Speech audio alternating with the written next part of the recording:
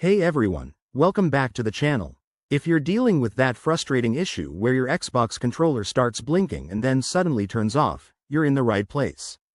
This problem can be caused by simple things like low battery or connectivity issues, but don't worry, I'll guide you through some straightforward fixes that should get you back in the game in no time.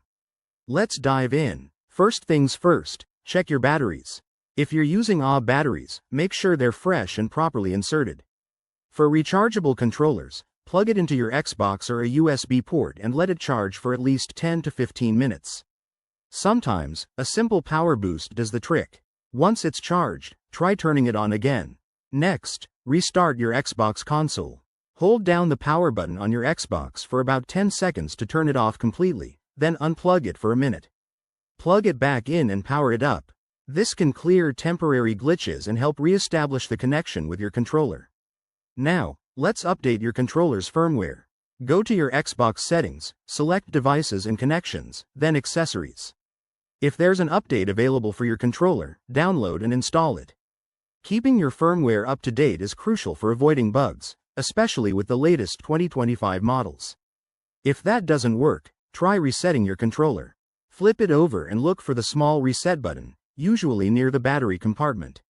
Use a paperclip or a pin to press it for a few seconds. Then, pair it again with your Xbox by holding the pair button until the Xbox button flashes. Another common culprit is wireless interference. Make sure your controller is within 20 feet of the console and away from other wireless devices like routers or microwaves.